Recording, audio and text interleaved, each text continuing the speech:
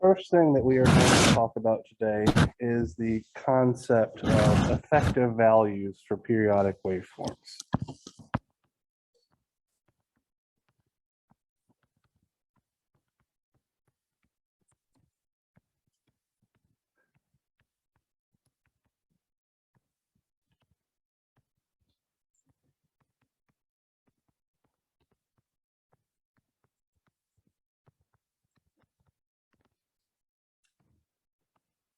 So I'm going to attempt to draw a picture here.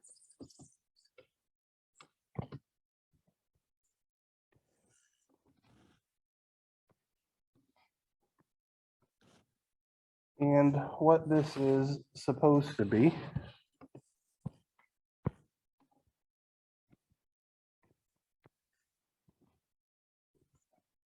is a standard outlet, like you might see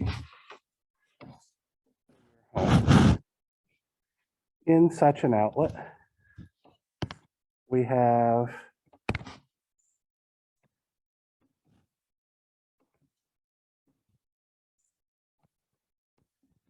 a neutral wire.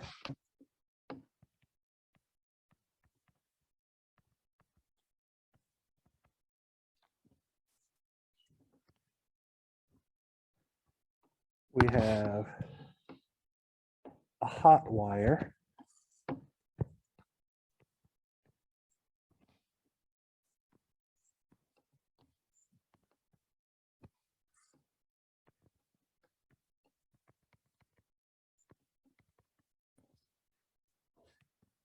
And we have a ground wire.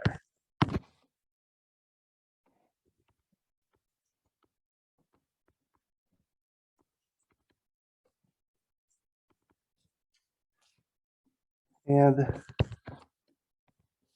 voltage across, or that's provided by our outlet, is simply the potential difference between the hot wire and the neutral wire.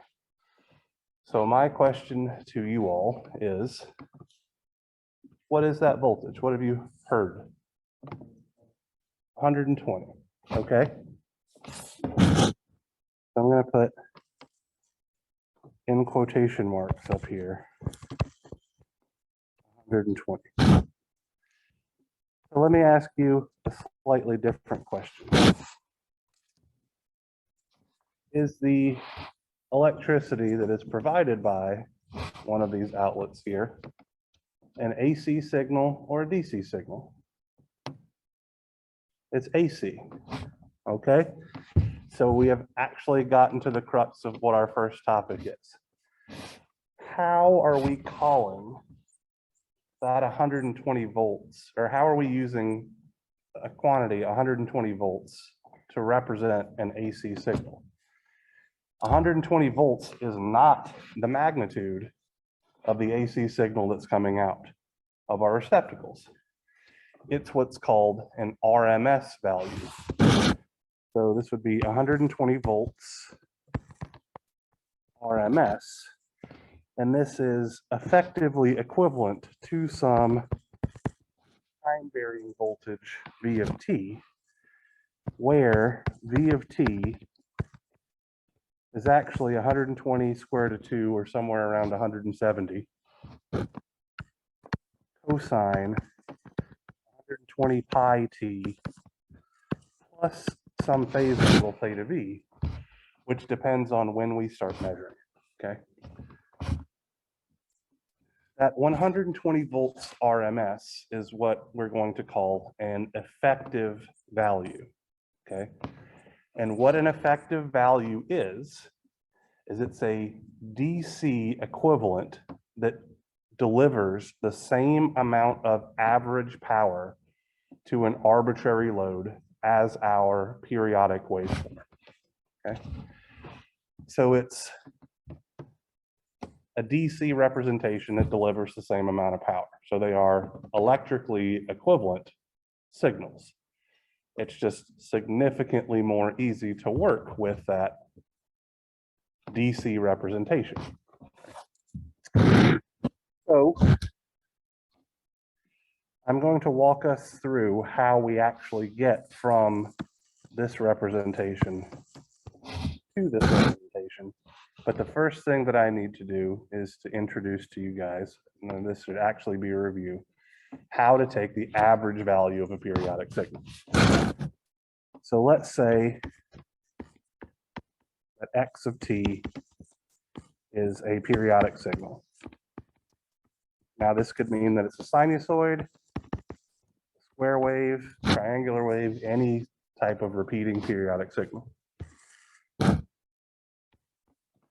average value of x is the integral over one period. So I'm going to say from negative t over 2 to positive t over 2 of x of t dt. And then we divide the result of that integration by the period itself to get our average value. Okay. So now let's bring things back around very briefly here to circuits. All right. If I have a DC system and I'm trying to figure out how much power is absorbed by a resistor, I have two options. I could say that the average power delivered to a resistor is going to be my DC voltage squared divided by R, or I could say that the average power delivered to my resistor is the DC current squared multiplied by R. For a periodic function, the average power delivered to a resistor would look like 1 over the period times the integral over one period of the voltage waveform squared over the resistor value dt. And similarly for a current,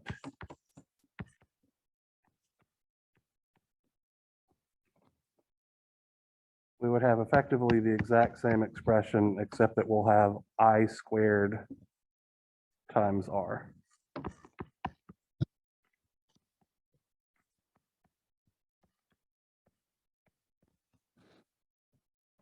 So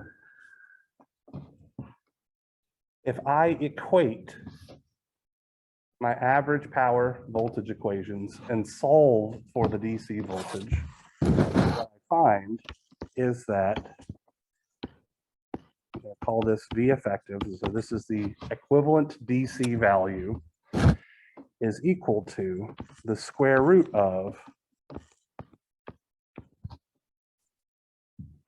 1 over t times the integral from negative t over 2 positive t over 2 of v squared dt. And I will also find that my effective value for my current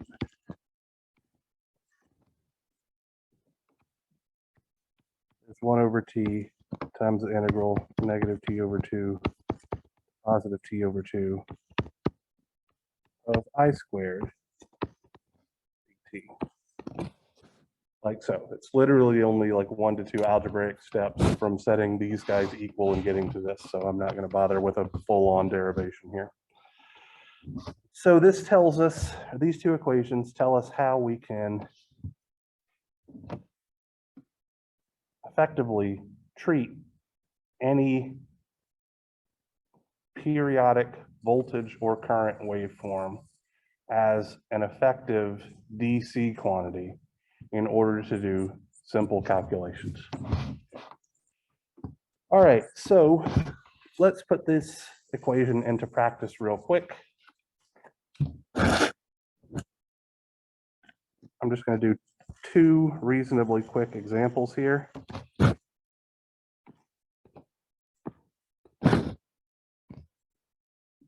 So let's say that we have a voltage signal V of t, and this voltage signal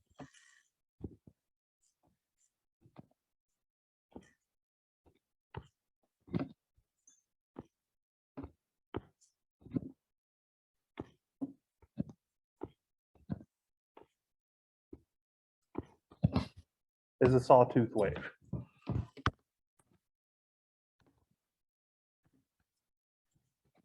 Which has some peak value that we're going to call V naught. And this distance is our period t. If we wanted to find the effective value of this voltage signal, this would be the square root of 1 over the period times the integral over 1 period. Well, I'm going to integrate from 0 to capital T, because that's still an integral over exactly 1 period, of my voltage waveform. So how do I express this graphical representation of my voltage waveform as a mathematical function? Yeah, just a simple, since it's linear over the range of 1 period, just a simple slope-intercept form, right? So what's the slope? V naught over capital T. And then our variable here, time, is lowercase t. There's no y-intercept or anything like that that we need to deal with, so we'll just close that off. We have to square our voltage waveform, something that I say you guys, meaning students, tend to forget to do quite often. We absolutely have to square it, like so. And so what's going to happen here? V naught and the period are constant terms, right? So I can actually move them outside of the integration. So when I have V naught over T squared, that's going to be V naught squared over T cubed multiplied by the integral from 0 to T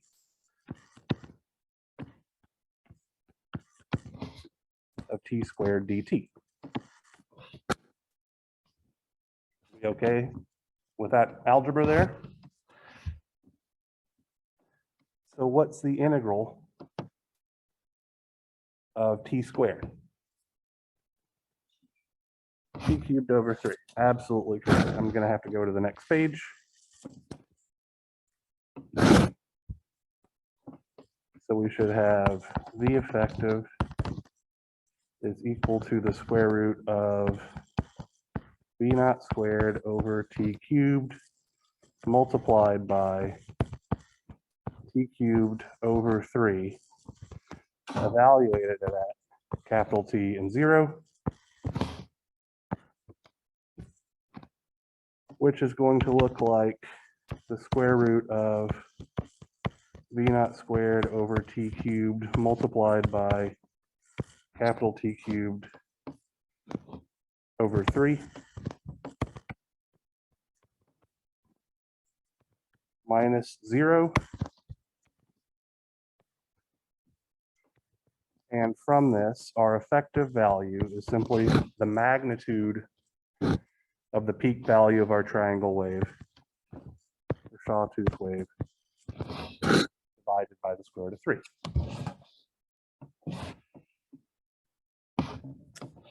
Let's do one more. Let's say that we have a current waveform this time, and it is a sinusoidal waveform.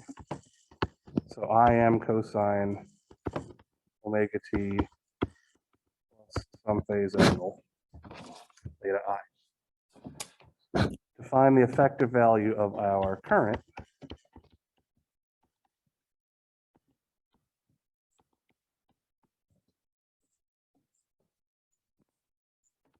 we're going to just plug this into our generic equation.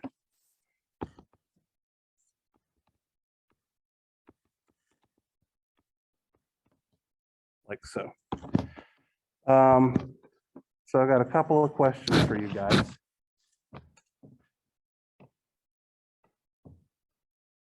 How can we relate the period of this waveform to the angular frequency omega of this waveform? Anybody remember that relationship? We talked about it when we were doing our review of sinusoids.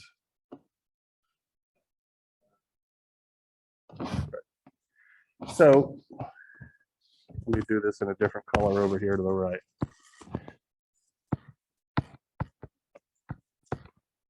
So we know that omega is equal to 2 pi times the linear frequency f.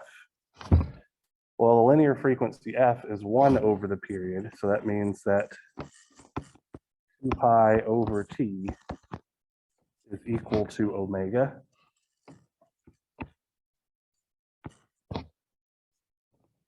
And from this, we can see that t,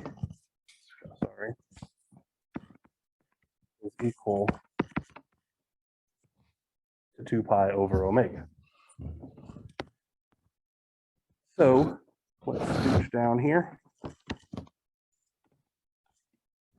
1 over t is then going to look like omega over 2 pi. We're going to integrate from 0 to 2 pi over omega. And then we're going to have to square this sinusoidal waveform, right? So that's going to look like 1/2 Im squared plus 1/2 Im squared cosine twice omega t plus twice theta I. All of this is done with respect to time.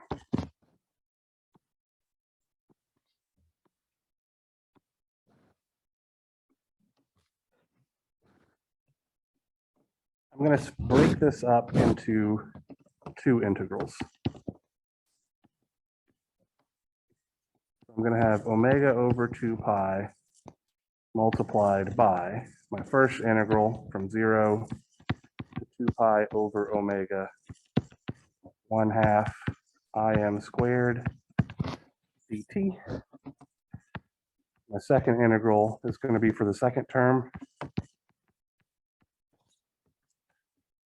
Excuse me, 1/2 Im squared cosine twice omega t plus twice theta I dt. Close that bracket. All of this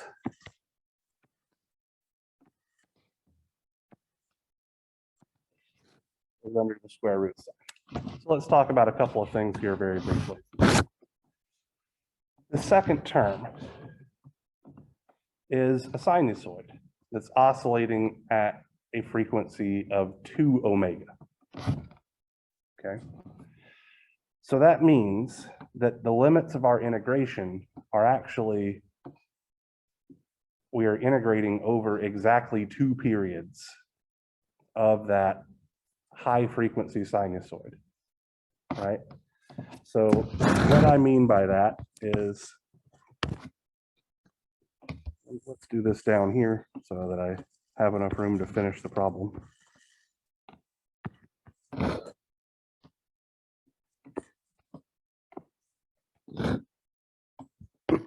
So let's say my current waveform is something like this.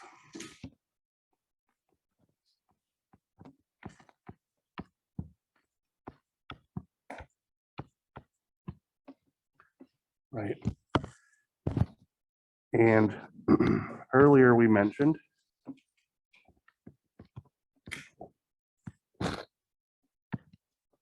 that this period t was related to the angular frequency of I, right? Well, the 2 omega oscillation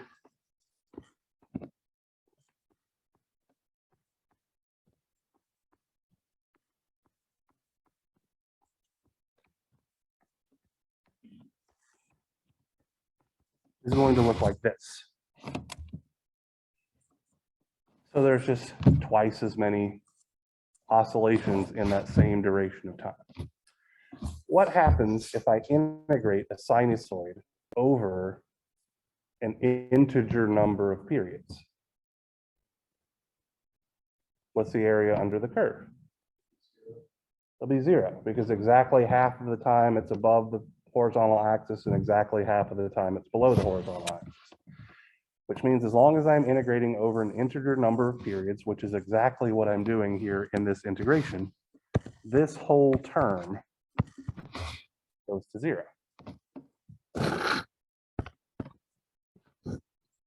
Now, let's play around with the left-hand integral, okay? Im squared times a factor of 1/2 is a constant. So we can actually pull that out.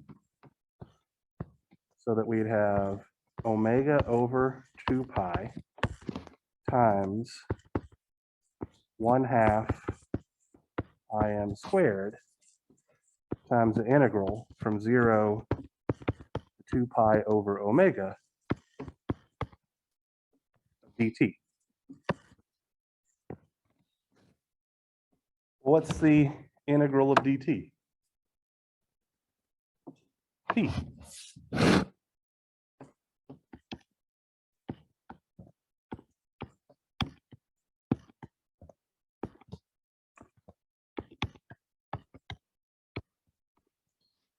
So, because I apparently didn't give myself quite enough room, we're going to have t evaluated at 2 pi over omega minus t evaluated at 0. So that's going to look like 2 pi over omega minus 0 when we put in the bounds of our integration, leaving us with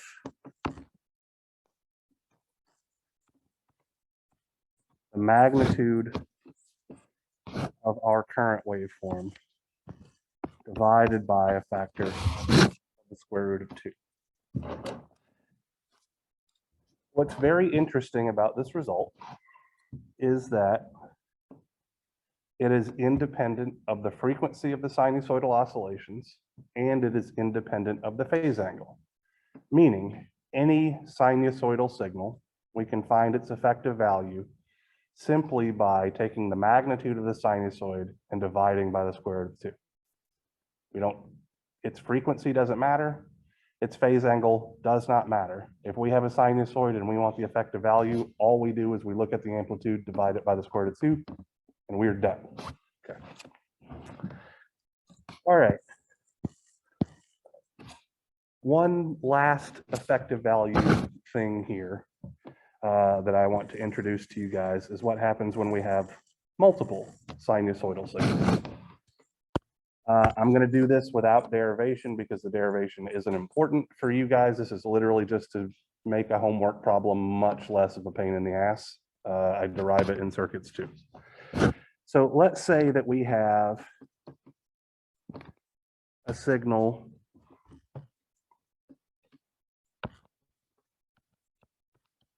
x of t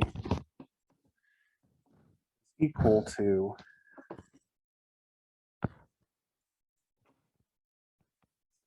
Vm1 cosine omega 1t plus phase angle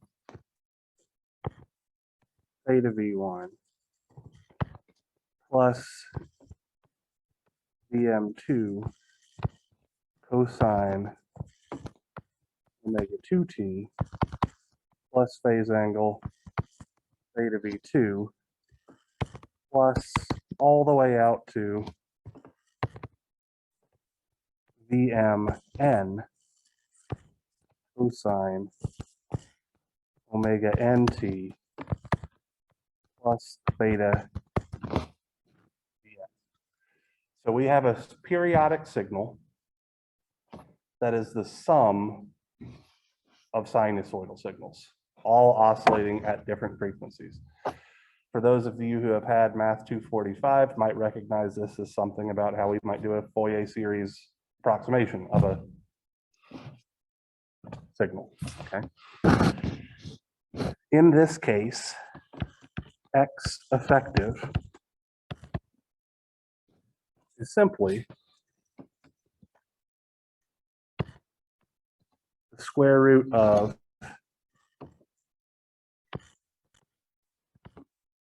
Vm1 over the square root of 2 squared plus Vm2 over the square root of 2 squared all the way out to Vmn over the square root of 2 squared.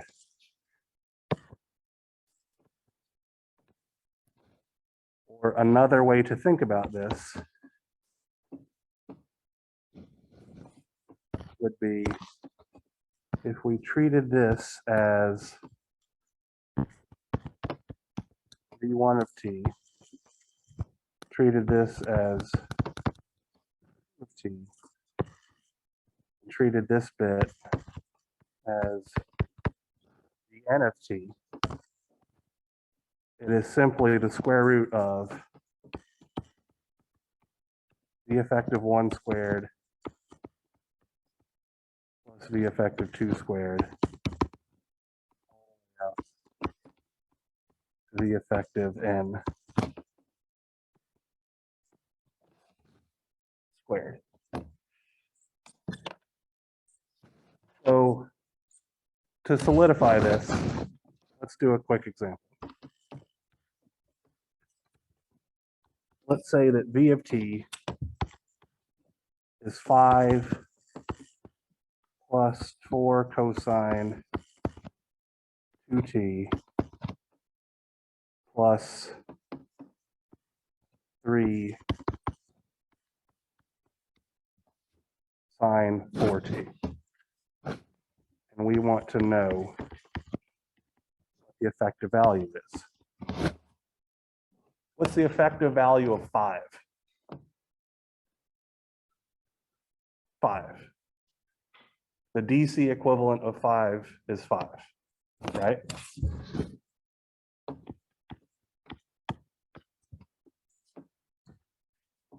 What's the effective value of the 4 cosine 2t term?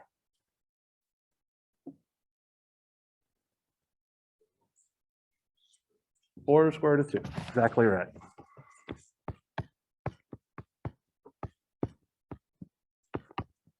What's the effective value of 3 sine 4t? 3 over square root of 2.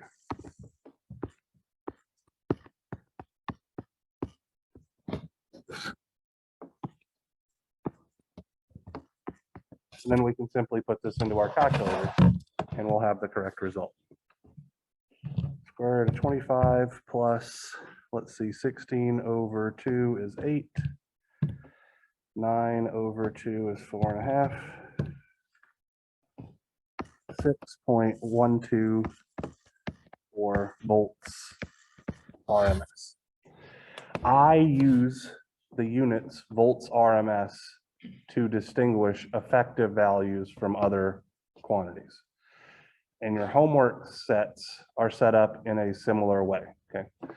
So we are about to get into our complex power analysis, which inherently uses the RMS values in all of the analysis. In your homework set, if you are not explicitly told that the units for your voltage signals are volts RMS, you need to convert to an RMS voltage before you apply the equations. If you don't do that, everything is going to be off by a factor of 2. All right, so now let's get into the real meat of what we want to talk about today, complex power.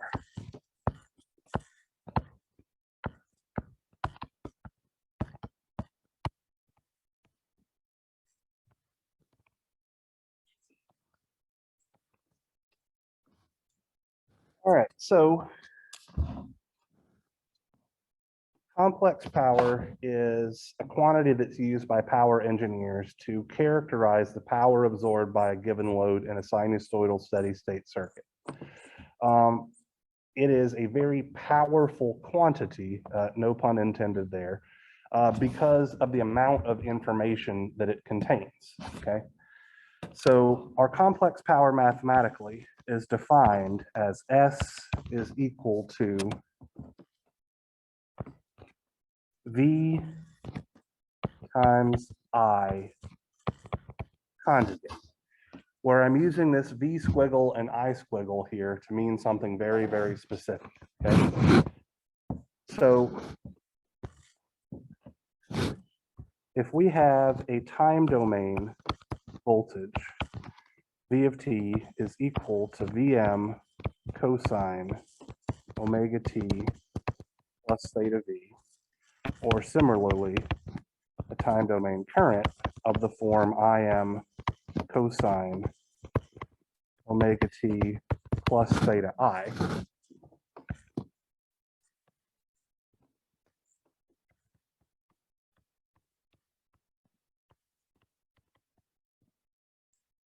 We know that we can convert into the frequency domain, giving us a phasor voltage V is equal to Vm angle theta V, or a phasor current I is equal to Im angle theta I.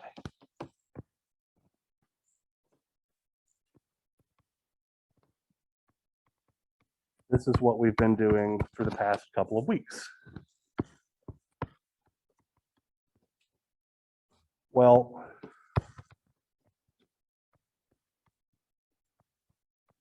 V with the squiggle on top and I with a squiggle on top are what I'm going to call RMS phasors.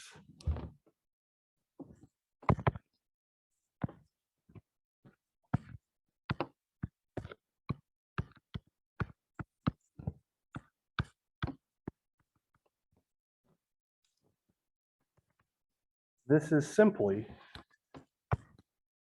our phasor voltage V divided by a square root of 2, meaning that we're going to have the effective angle theta V for our RMS phasor voltage, and we'll have I over square root of 2, simply I effective angle theta I. So RMS phasor voltage V and RMS phasor current I are nothing more than the phasor voltages and currents that we've been dealing with, scaled by a factor of the square root of 2. All right. So getting back to our complex power equation, S, our complex power, is equal to V times I conjugate. We can express this result in either a polar form representation or a rectangular form representation, because it's simply the product of two complex numbers, right? So let's start with our rectangular form representation. We're going to have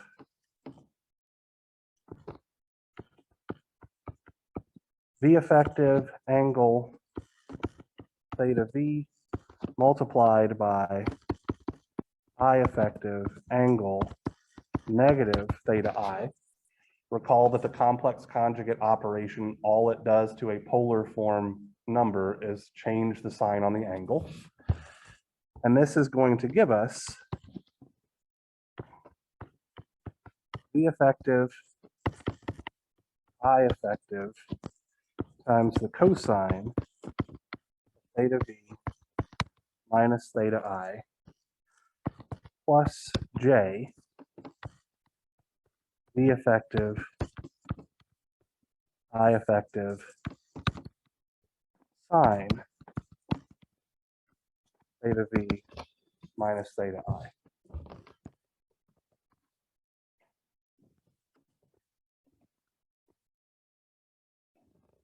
This bit right here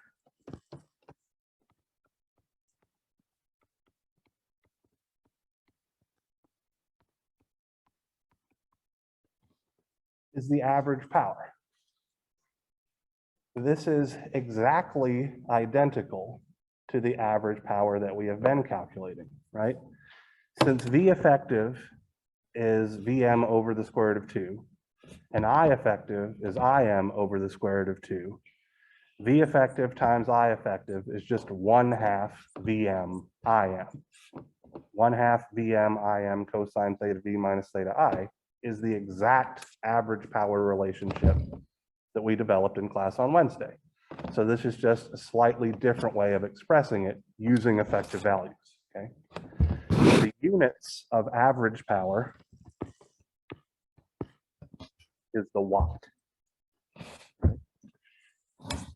Average power is the real part of the complex power, and it represents the portion of the complex power that can perform work on a load, okay? So effectively, it's the portion of power that actually gets absorbed to do something.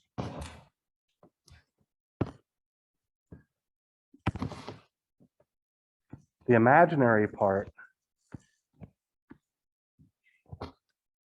of the complex power is what's called the reactive power.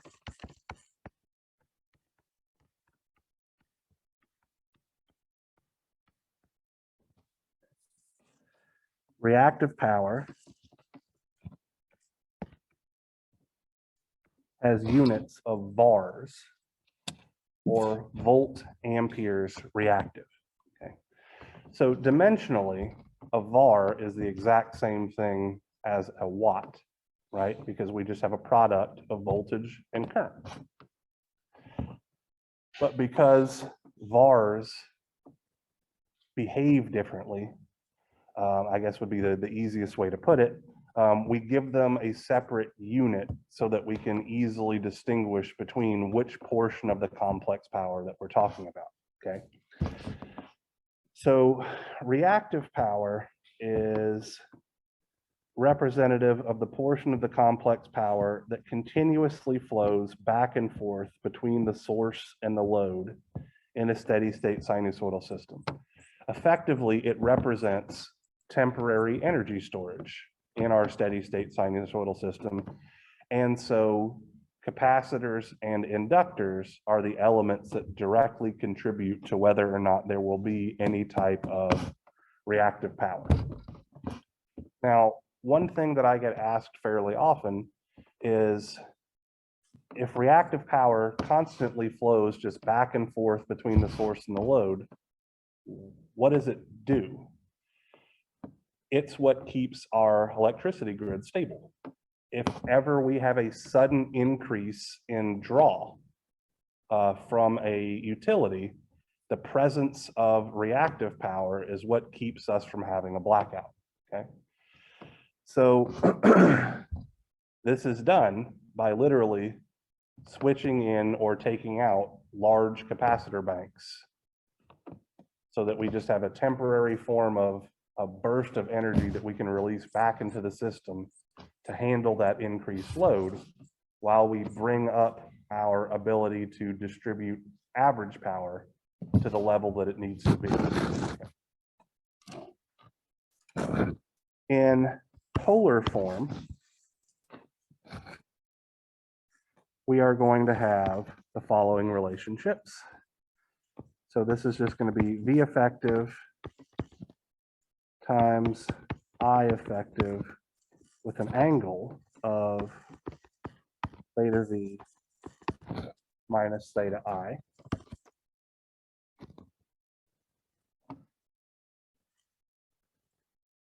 And let's do purple here.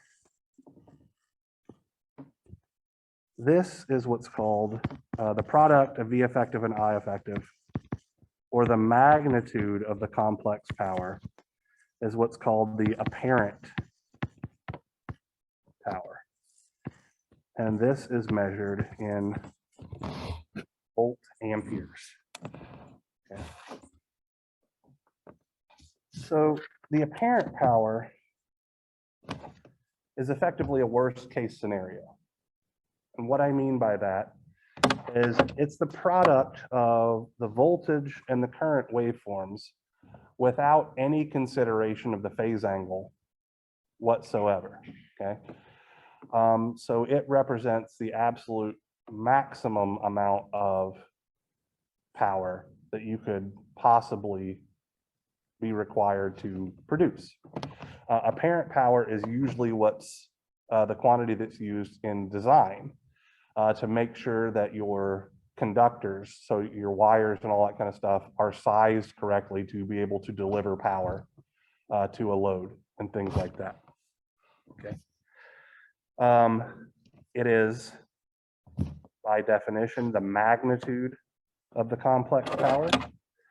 And then our phase angle here, theta V minus theta I, do that in orange, represents what I'm going to call the power factor angle.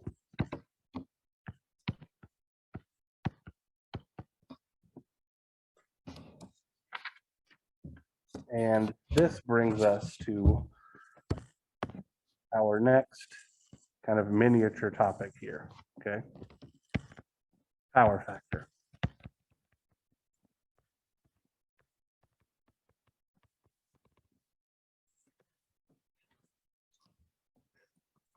The power factor at which an electrical element or network operates at is a measure of the efficiency of power transmission to or from the network, okay?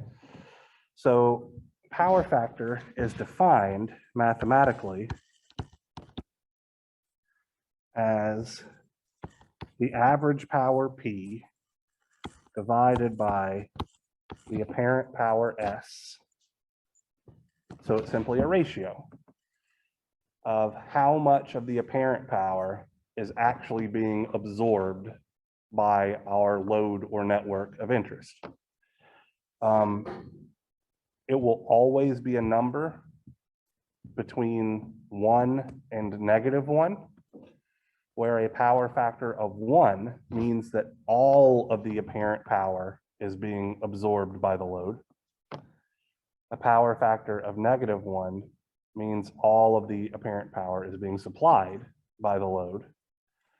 And a power factor of 0 means none of the apparent power, or none of that. Effectively, you only have reactive power in your system, okay? And then everything between 0 and 1 means that some fraction is being absorbed as average power and some fraction is being sent back and forth as reactive power. If we look at our mathematical expressions up here and we divide our average power relationship divided by our apparent power relationship, what we're left with is the cosine of theta V minus theta I.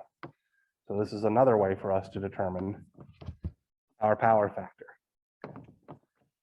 Power factors are classified as either leading or lagging, depending on the sign of the power factor angle, okay? So I'm going to call this cosine theta S, where theta S is our power factor angle, simply equal to theta V minus theta I, all right? When 0 is less than theta S is less than 180 degrees. So effectively, if our power factor angle is positive, we have a lagging power factor. And when negative 180 degrees is less than theta S is less than 0, or we have a negative power factor angle, our power factor is leading.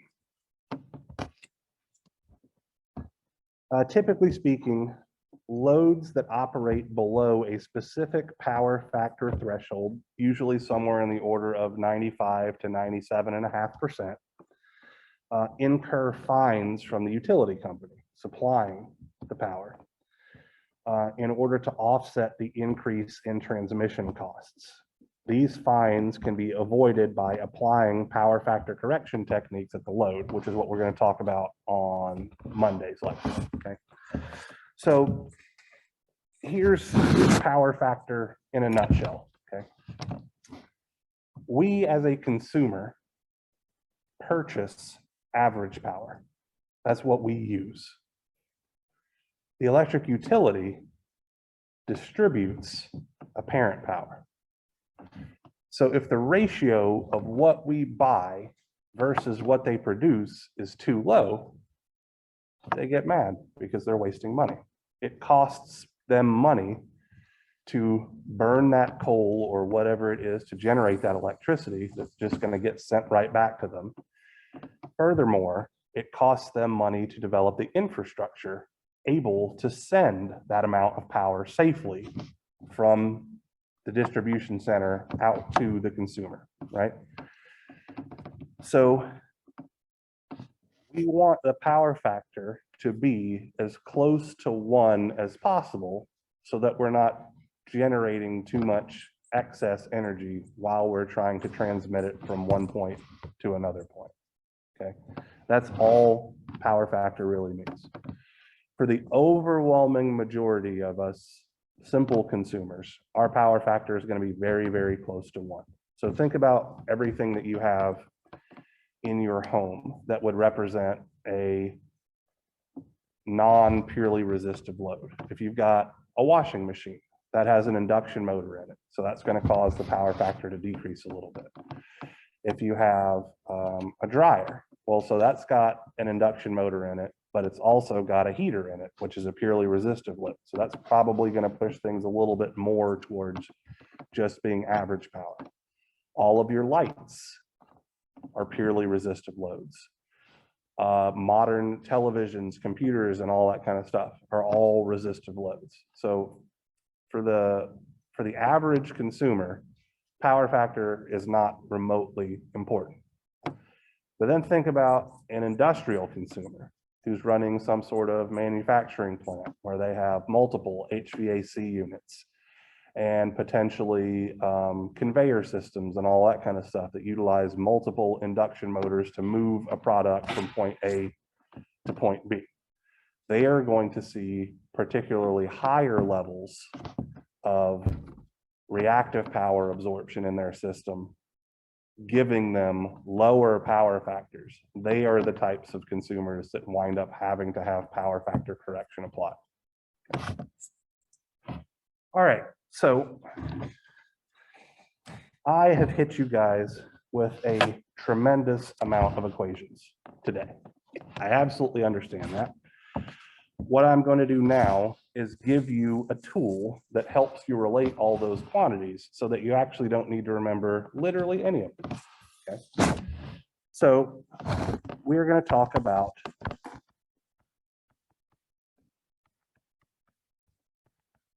power triangle now.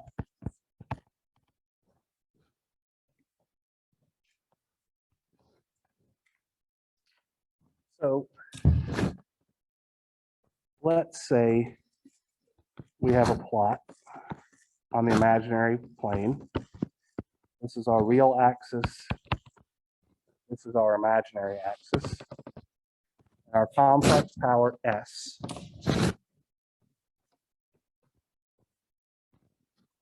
looks something like this. So here's our complex power S.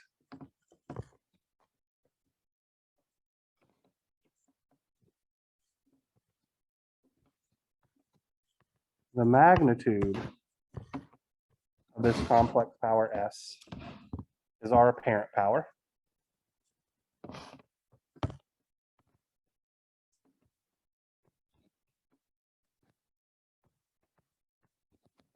The angle formed with the horizontal axis is our power factor angle.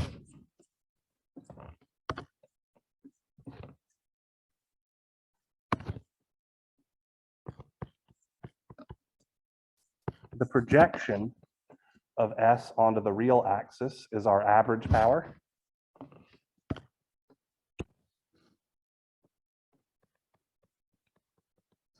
And the projection of S onto our imaginary axis is our reactive power, Q. So put simply, do this, S is equal to E plus J Q, or the apparent power with an angle of our power factor angle. What these simple relationships mean is that if you can do this level of math, S is equal to V times I conjugate.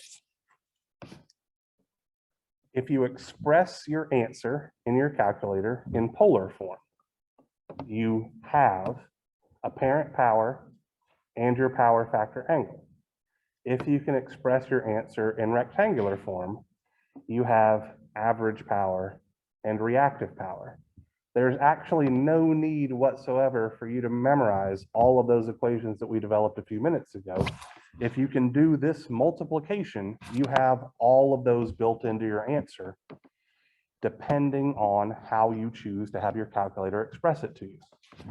So I would argue completely and utterly ignore all of these relationships.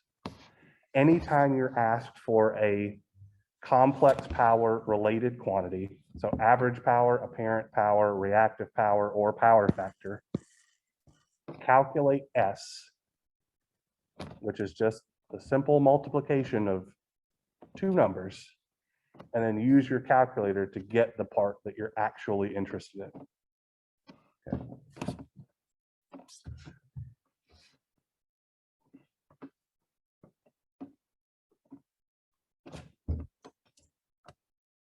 So one last topic that I want to talk about here before we work an example problem or two, because I think we're going to have time to do it, is to develop some alternative relationships for our complex power.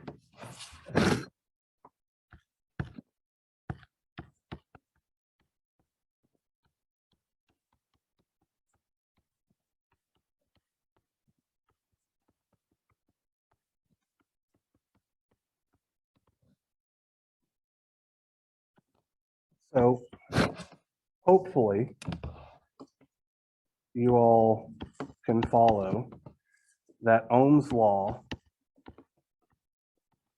in the RMS phasor domain will work the exact way that Ohm's law worked in the frequency domain, because it's simply scaling both sides of the equation by a factor of 1 over the square root of 2, right?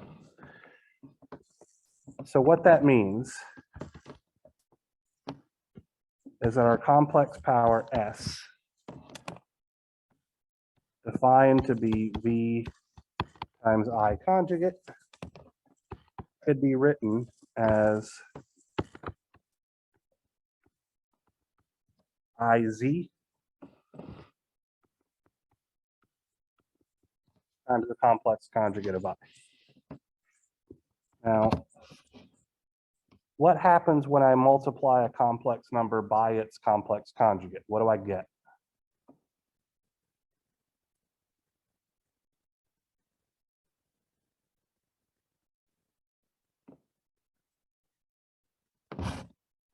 let's do this here at the bottom of the page so that I can erase it and not be in the way. Did I go too far? No. Okay.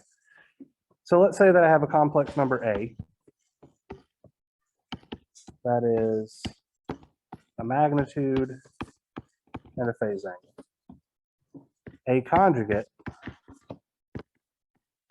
has the same magnitude but the opposite phase angle. So A conjugate times A is just going to give me the magnitude of A squared.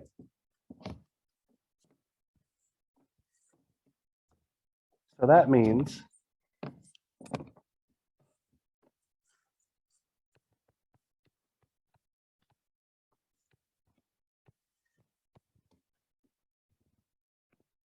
that the complex power absorbed by an element can simply be expressed as the effective value of the current flowing through the impedance squared multiplied by the impedance, right? So we don't even need to know all of the information then. We just need to know the magnitude of the current and we're good to go.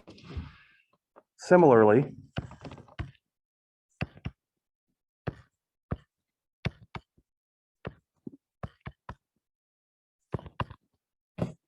we could express I as V over Z.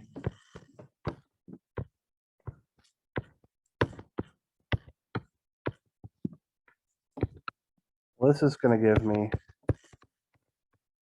V effective squared over Z conjugate. So these are how we can generically calculate complex power only knowing the current or only knowing the voltage. If we applied these relationships to resistors, capacitors, and inductors, so for a resistor, we'll find that this is simply I effective squared times R, or V effective squared over R, which means resistors absorb average power because our result here is a purely real number. For an inductor, we would have J omega L times I effective squared, or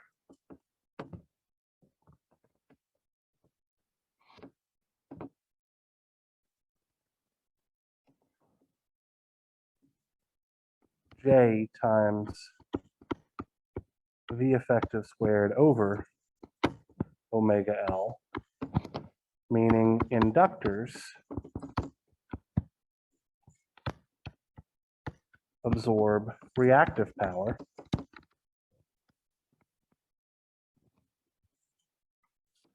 And finally,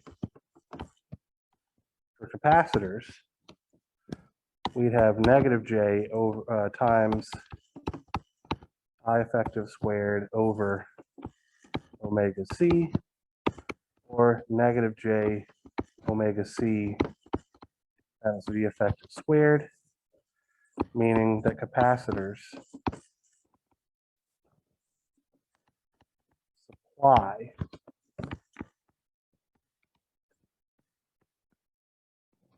reactive power into a system. We're going to use this relationship very explicitly on Monday to help us figure out how power factor correction works. Okay. So these are all of our relationships.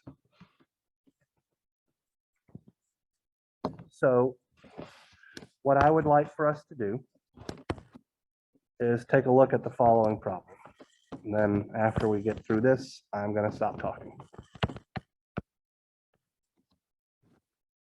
So let's say that we have a 120 angle 0 degrees volts RMS voltage source connected to an impedance ZA, which is in turn connected to an impedance ZB. Here we have an impedance ZC.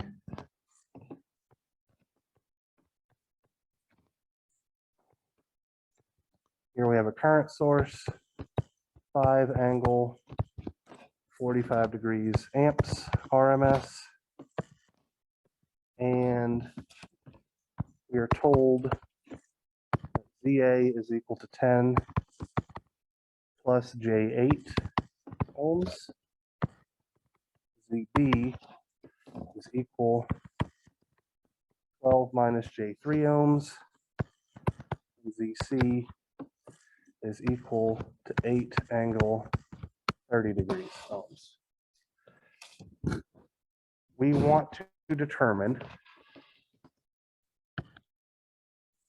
the average power absorbed by impedance ZA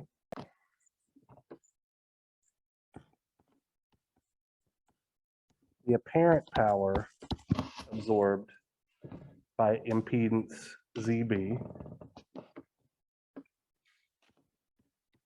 the reactive power absorbed by impedance ZC, and the power factor at which our current source is supplying power. All right, so for these first three things, because of our alternative relationships, we really, for general impedances, we really only need to know either the voltage drop over our element in question or the current flowing through our element in question, right? So we need to either know VA, VB, VC, or IA, IB,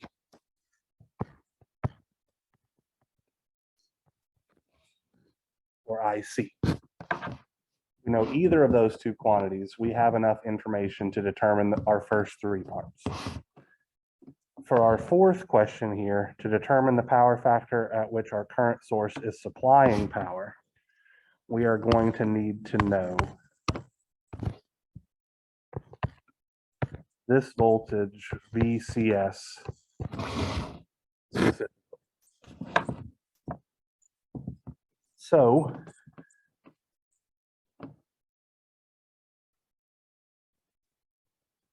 how can we solve for any of these quantities?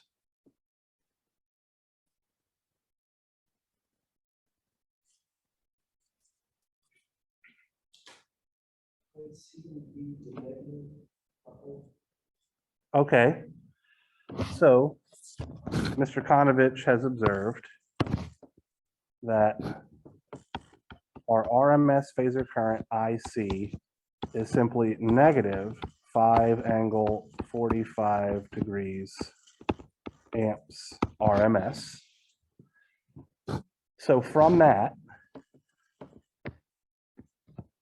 we could say that SC, the complex power absorbed by element C,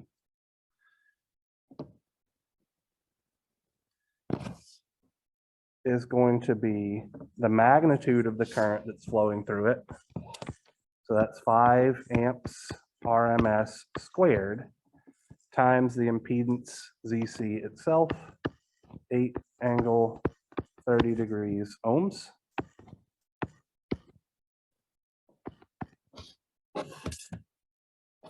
So 25 times 8 is 200. angle 30 degrees volt amperes. Expressed in rectangular form,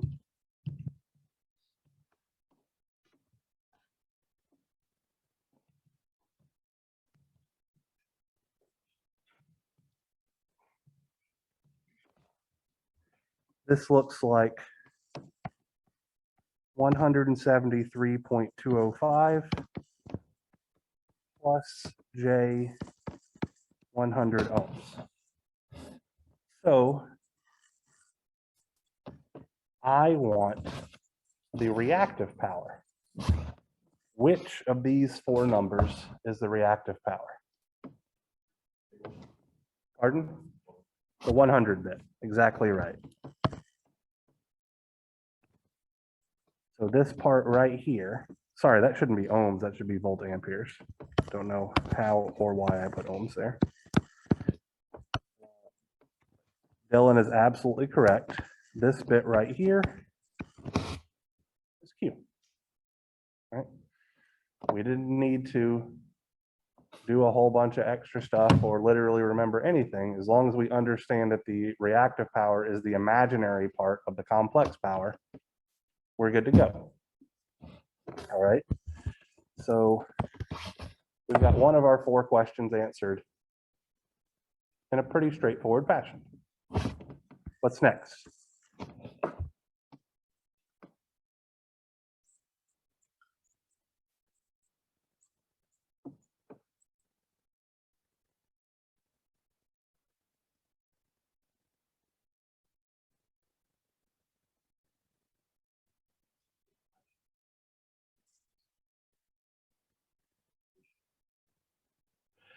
So the reason why we can't do that is because that would be making the assumption that all 120 angle 0 degrees volts RMS, that voltage drop occurs only over ZA with no voltage drop occurring over any of the other elements, which we don't have a particularly good reason to make that assumption.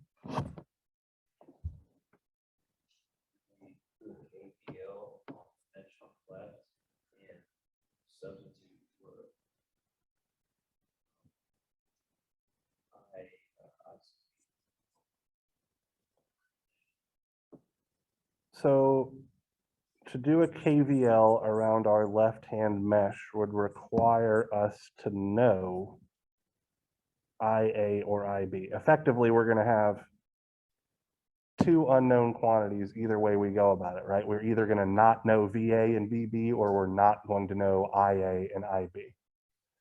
So we'd have to get another relationship, which would involve then setting up a system of equations, which our computers can do, but our calculators can't. So let's think about a different way to approach it. KCL at the top middle node will get us exactly what we need, right? So I'm going to call this VB with my bottommost node as my reference there, right? So if I apply KCL, what I will get is VB minus 120 angle 0 degrees volts RMS divided by ZA plus VB over ZB. And I can just say minus 5 angle 45 degrees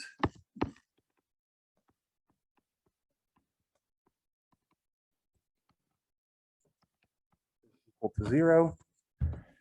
And so from this, I have VB multiplied by 1 over ZA plus 1 over ZB is equal to 120 angle 0 degrees volts RMS over ZA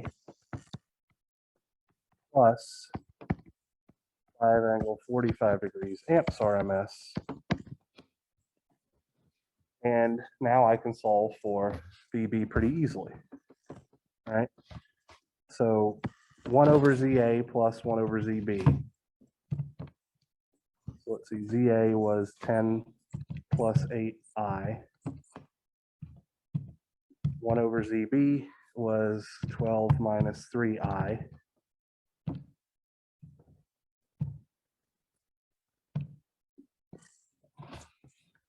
So this bit right here, we're just going to have VA multiplied by 0.1424 angle negative 11.819 degrees. And this should be units of amps per volt is equal to 120 over ZA. Let me scroll up here, 10 plus J8 plus 5 angle 45, 11.097 angle negative 12.057 degrees amps.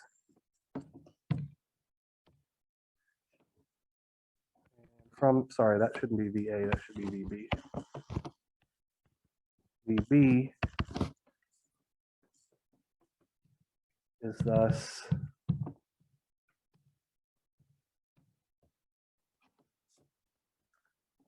77.917 angle negative 0.238 volts RMS.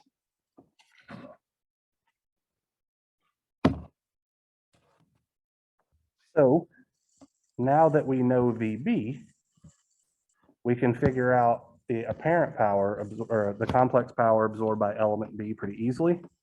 So SB is going to be 77.917 volts RMS squared over the complex conjugate of ZB, which is going to look like 12 plus J3.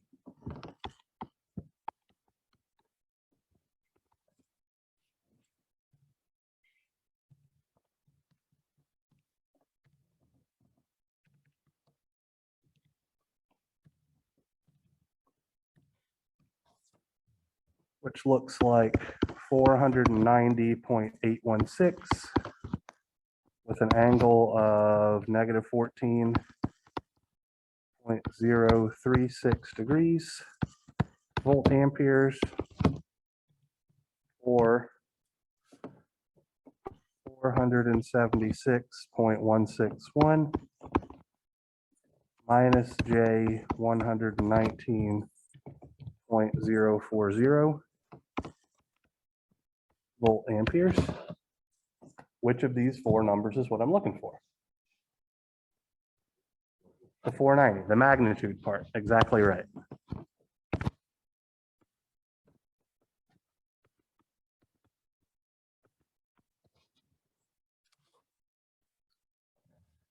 And we've now crossed that guy off our list. So where can we go from here?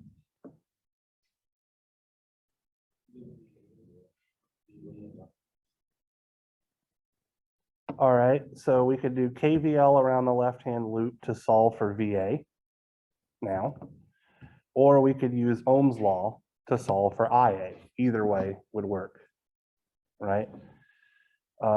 Similarly, we could do KVL around the right-hand loop and solve for VCS. So we're one step away from solving for the last of our two remaining things. So let's solve for VA first. So VA is equal to 120 angle 0 degrees volts RMS minus VB.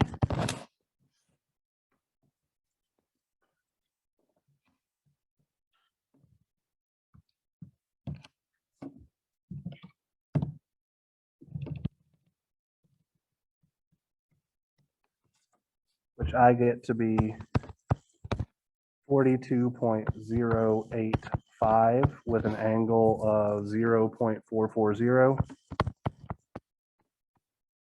degrees.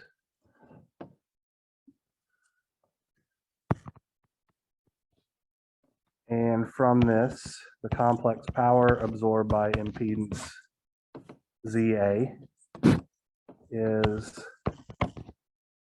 42.085 volts RMS squared divided by ZA conjugate, where ZA was 10 plus J8, so ZA conjugate will be 10 minus J8.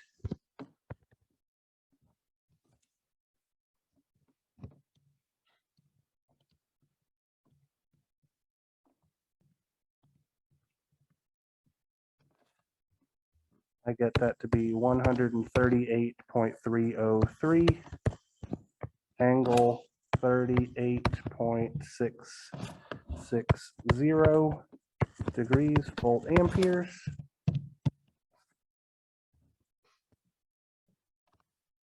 Which is 107.997 plus J 86.397 volt amperes.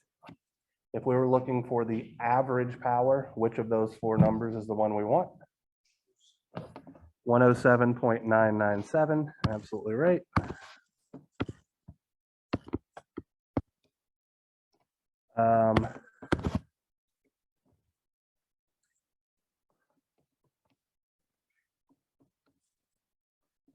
Let's see, so VCS is going to be VB minus VC, or VB plus 5 angle 45 degrees amps RMS times ZC. Let's make sure I did that correctly up here. Yeah.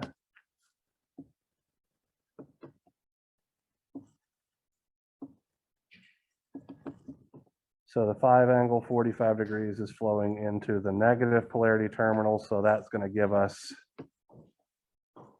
so 5 angle 45 times ZC is going to give us negative BC. All right.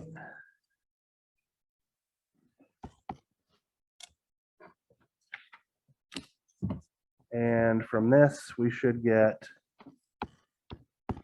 96.225 with an angle of 23.463 degrees volts RMS. Our power, so let's just say S, current source supplied is VCS times ICS conjugate, which is going to look like 96.225 angle 23.463 degrees volts RMS times 5 angle negative 45 degrees amps RMS.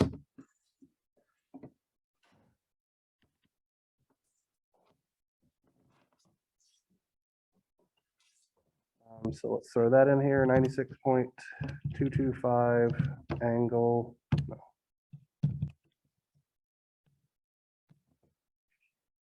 23.463.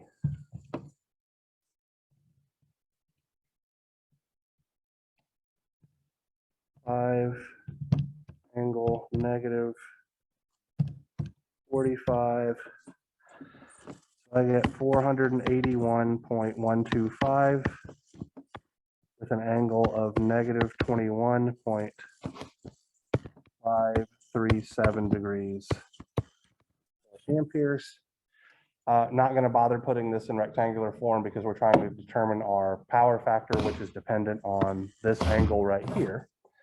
So our power factor, PF CS applied, is simply going to be the cosine of negative 21.537 degrees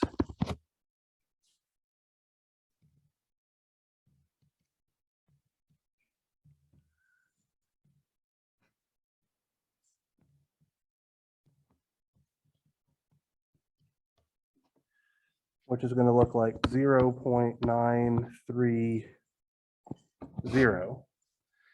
Is this power factor leading or lagging?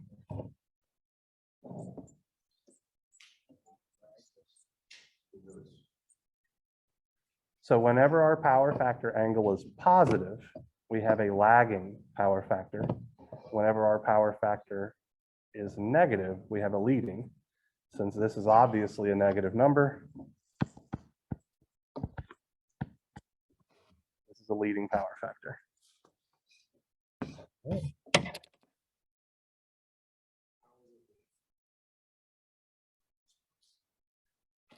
The result of the cosine function, we're looking at the angle here. The sign on the angle tells us whether it's leading or lagging. Sorry, yeah.